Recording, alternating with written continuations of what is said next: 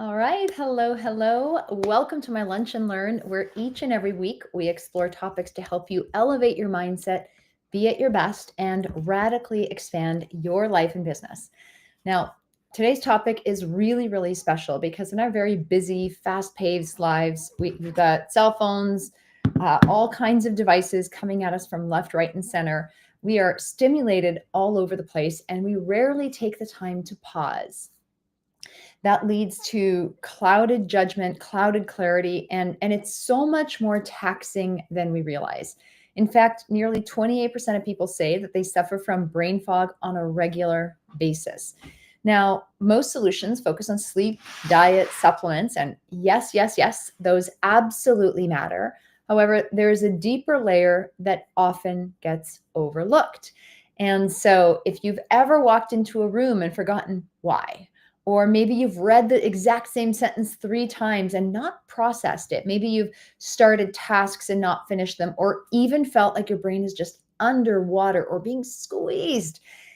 Today is for you because I'm going to share some simple intentional actions that you can take in order to get a more clear mind, to have more energy, more renewed focus, and just feel so much better overall. So let me know where you're coming in from. If you're tuning in by replay, type in replay in the chat. And if it's your first time here, type in first time in the chat. So I thank you for being here and truly appreciate your presence. I know some of you know me, some of you don't. So I'm Larissa McCook. I'm Canada's leading abundance mentor, and we work with professional women that have beautiful lives and are interested in personal growth and development because they know they want even more out of their lives. We help them bridge the gap between dreaming and doing so they can have a life and business that they want and love. Now, I've been in this world of personal growth and development for many, many, many years. And I remember I once went to a seminar in California, and it was beautiful. It was one of my very first big seminars.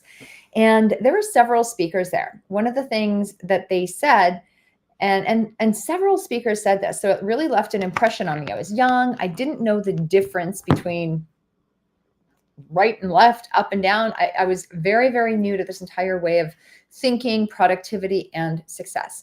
But one of the things several speakers bragged about was how little sleep they got. Many of them were like, yeah, I get 4 hours of sleep a night and I'm refreshed. I'm amazing. I'm great, which is okay. However, I thought after hearing so many of them say that I had to start doing that too if I wanted to be successful, if I wanted to be productive, if I wanted to be in business. And they said because they slept so little, they had extra time for their business. They got so much more done and they were more productive. Now, that might have worked for them. However, because I adopted that mindset, I deliberately didn't worry about missed sleep. And it's not just one night. I mean, I can go one night without very much sleep, but it was several nights in a row. It was most of my life that I prided myself on getting very little sleep and being super productive because I had extra time. In addition to that, my blood sugar was all over the place. I used to eat a ton of sugar and a ton of carbs, and I'd go, go, go, go, go. And as soon as I'd eat, I would crash. I would get so incredibly tired. I have fallen asleep in matinee movies, and these aren't these aren't movies I don't like. They're movies that are hilarious and funny, and I'm laughing through.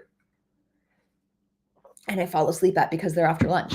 I have been in restaurants with groups of people, mid-conversation, passed right out. I would fall asleep because I would get so exhausted after eating the wrong foods at the wrong times for me. And this was just another example of stress. However, in the midst of me trying to do this good job and be successful, I kept my life so full and busy that I did not know what my priorities were, which end was up, which end was down. I was distracted and I was just going through so many more motions. I did get a lot done, but there was a really big price to pay. And I often had a lot of brain fog, but I would have never imagined I did. There were times I felt like I had had a couple of drinks, like alcoholic beverages, and I'm like, I didn't drink anything, but I would feel like my head was squeezing. And I just assumed that was normal.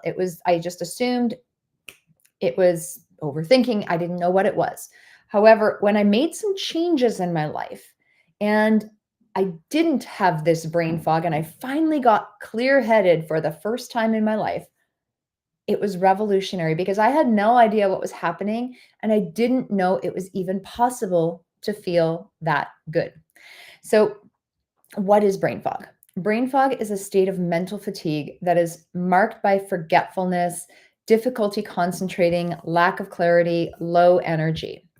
And when you look at it historically, while it wasn't really a medical diagnosis, brain fog became really widely discussed post viral fatigue studies in the 1980s. And it resurfaced really heavily after COVID, after the COVID 19. But the truth is, it's always been there, especially for high achieving, overstretched professionals.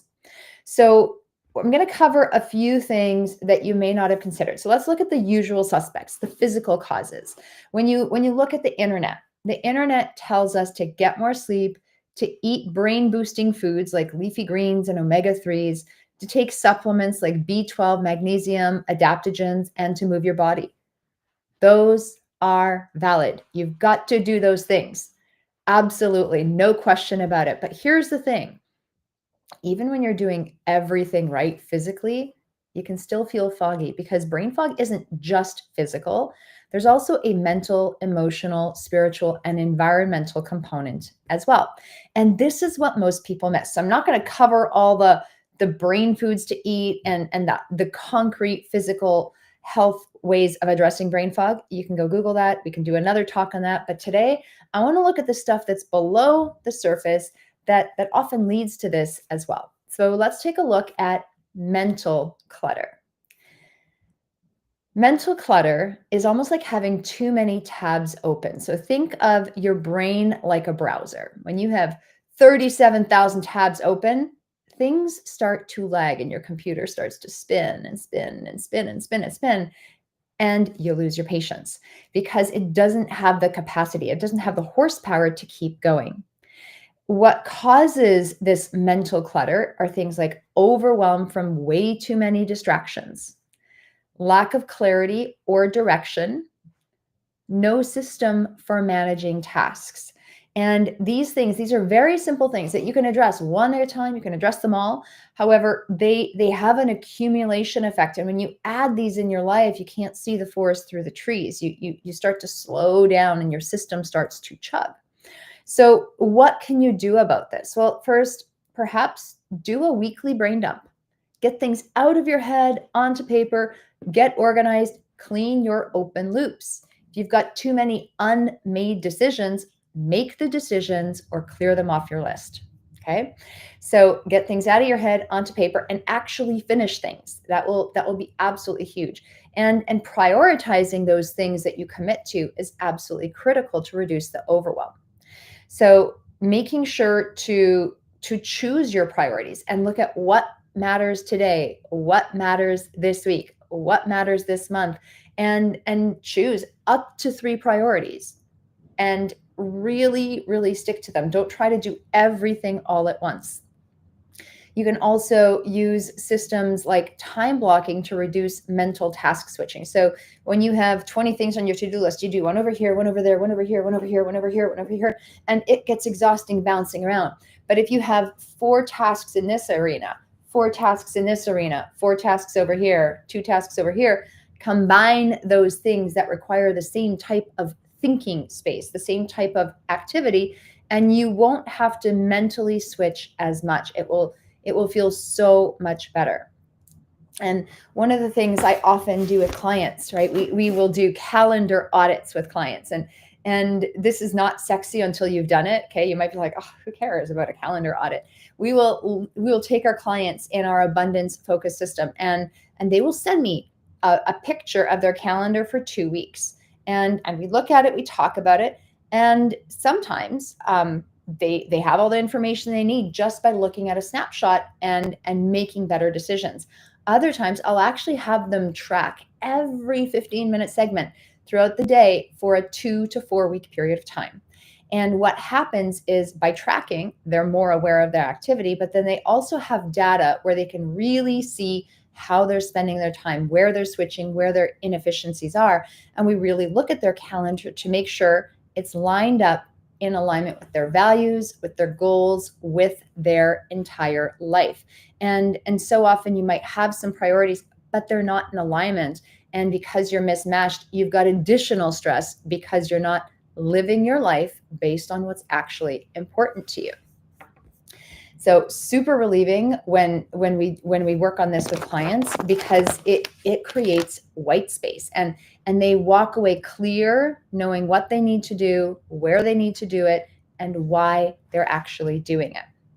Now, the second thing is emotional overload. And this is like carrying a backpack full of bricks that are labeled things like fear, guilt, anxiety, maybe unresolved conversations or unresolved relationships.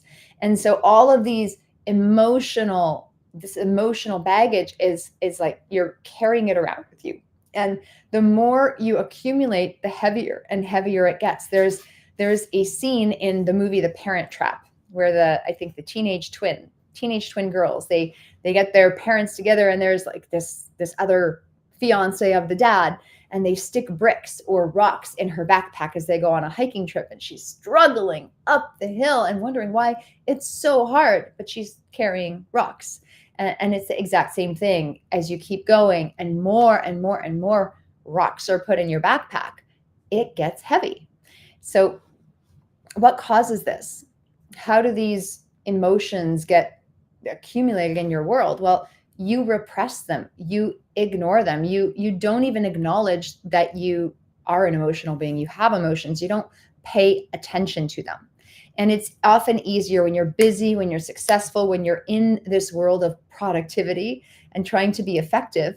It's a lot easier just to like nip the emotion in the bud and keep going, because you've got to stay focused. And so you turn into a machine and you don't express yourself. There is chronic stress. And stress is amazing. Stress is really good for us in small doses when you have breaks in between. Okay, so when you think of muscles, you need to stress your muscles in order to build them. But then you need to give them a break so you don't overwork them.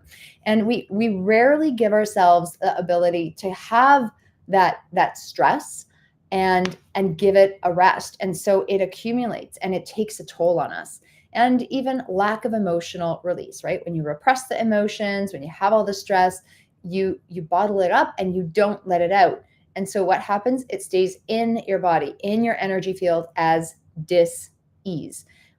All dis-eases, physical dis-eases, have a spiritual or emotional root cause, or even a mental root cause. There's something in here and in here that leads to that. And rarely in today's society do we recognize or acknowledge it. We look for medications. We go, okay, what's the physical thing? But if you don't look at all of these other surrounding factors, they are what ultimately lead to the physical expression of what this is. So what do? Do an emotional check-in. Even if it's once a day, take 2 minutes to say, like, what am I feeling right now? Like right in this moment, not in my life in general, but like right in this second, what am I feeling now? And acknowledge it. You may not even have to do anything about it, but just notice it. You can do it throughout the day. It's like a cleansing process. Just acknowledge your feelings. What am I feeling right now? What do I need now? You can check in. What do I need in my physical body, emotional body, and my mental body, and my vital body? What do I need now? Okay. The more you check in, especially on those emotions and what your needs and your feelings actually are, the more you get to know yourself and appreciate yourself. It shows you care. And you're like, hey, girl, you matter. That is huge. The next thing you can do is you can move emotion through the body. Okay. So motion, that like even the word emotion, there is motion in the word emotion. Emotion needs to move, it needs to flow. So maybe you'll walk, maybe you'll dance, maybe you'll journal, maybe you'll exercise. But what can you do to physically express yourself and allow those emotions to flow through? If you're angry, a boxing class can be really, really effective. It lets the energy go somewhere constructive, and you get a good workout along the way. If you're feeling frantic, perhaps a yoga class or something to calm your nervous system down might be more appropriate. If you're feeling distracted, things like Pilates classes can be really, really good because there are certain parts of your body you often get anatomical cues and you get something to focus on so you don't have to jump around. You can hone your focus on yourself, on your movement, and what you're doing. So, how can you physically move your body? Also, set emotional boundaries. This is where you might delegate. You don't have to do everything. You can say no and no thank you if you want to be polite. You don't have to do things. You can really only commit to doing things and completing things that are in alignment with yourself and your life. And you can also pause before reacting. We teach our son to take a breath and then talk. Doesn't always work. He's 7. However, getting in that practice yourself is so critical, because the more you practice these things, the better and easier they get. Now, the next one, spiritual. Okay, this is about spirituality. And often we are disconnected or unplugged from our source. And when we want to plug in when we want to be plugged in to source, it's kind of like trying to use the GPS without the Wi-Fi. You can't use it if it doesn't have something to juice it. And whether it's God, whether it's spirit, whether it's creator, whether it's the divine, whatever or whoever you want to call it, is amazing. However, when you're not connected to this inner guidance system, things feel discombobulated. You feel lost. And what happens is you start living out of alignment with your purpose. God planted seeds inside of us. God planted dreams inside of us. If you're not living your life in alignment with the purpose you were put on this earth to do and to create, it's not going to feel good. It's not going to work. You're going to be clouded in your judgment, not creating stillness or silence. So whether it's 5 minutes or 20 minutes, I find for me, when I meditate or sit in quiet, the first 15 minutes, like the first 10 minutes are antsy, the next 5, I get calm, a little more calm, but it's the last 5 minutes out of a 20-minute session. And research shows 20 minutes is actually one of the most effective lengths of time to meditate for. For me, and after a lot of practice, it's the last 5 minutes that are the most magical, where I calm down, where time stands still, where things are so in sync, and it gets me to a different state. Lack of connection or something greater, right? So you've got to connect to yourself or more meaningful goals and achievements, whatever that is for you. So what can you do? Start your day with some silence. Again, whether it's 5 or 20 minutes or more, start your day with some peace and quiet. And really ask yourself and think about, like, what would the highest and best version of me do right now? If I was living my best life with all the time, money, energy, resources, what would this amazing person do right now? And what do I need to remember today? What is my intention for the day? Journal it down. And you could even say, God, what am I supposed to do today? What is your direction for me? And listen for the answer and then follow it. So this connection to source, connection to something bigger, this is a very spiritual and energetic practice. Now, the last thing that often gets forgotten is your environment. Okay, so your physical environment. And this is often like if you're surrounded by loudness or clutter or chaos, your brain is constantly trying to filter through the noise. And there's a lot of noise out there these days. There's way too much in our environment, between ads, between media, between the latest apps, between the latest and greatest. Everything is supposed to make our lives easier, and it does not do that in all cases. Okay, so what causes this environmental static? It's clutter or overstimulation in the environment. It's way too much tech, notifications, screen time, poor lighting, stale air, messy spaces. All of these lead to environmental noise. So what can you do? Declutter one surface. Declutter one thought. Use the power of one and make progress. one step at a time, because you can't do everything all at once. Multitasking doesn't work. And if you can do one thing, you can do it again, you can do it again, you can do it again. You build the muscle. Another thing, when it comes to work, if you create a clear zone in your house or clear spaces for certain things, like commit to a clear dining room table or a clear work desk, you will be able to focus. Clear eating space offers opportunity for connection and meaningful conversations. A clear workspace offers opportunity for you to think without having to look at 10 million different distractions. Take down the 1,000 browsers you've got up on your screen. Only have one thing up in front of you at a time. Only put the folder you're working on your desk at that time. So the more you can create that clear white space, the better. And then last but not least, you can use things like scents, like lemon, peppermint. Use essential oils. You can use sound, calm music, white noise. When my son was younger, we used a white noise machine to help him shift his energy and calm him down for bed. Speaking of bed, we often, one of the rules that we made in our house when we first moved in, we were living in a construction zone for a while when I first moved in. And I told my husband, I'm like, you know what? I can overlook all the messes in this house at this point because we just didn't have anywhere to put things. I said, I can overlook this, but I will not have a messy bedroom. I'm like, our bedroom will not have anything on the floor. The last person out of bed will make it, which is great because my husband often has to make the bed. He's a very good bed maker, and he likes to sleep in. So we have a bed that's made with all the pillows put up every single day. There are no garbage, like no clothes scattered around the room. Only what needs to be in the bedroom is there. Everything else is put away. And it's been like that for years. And that's one of the things that's absolutely sacred. But when I go to my bedroom, I don't have to worry about and think about everything else going on in my life. Why? Because I don't see it. It's a clear environment set up for that particular purpose, which is being in the bedroom. So I hope these have helped really start to contextualize things, right?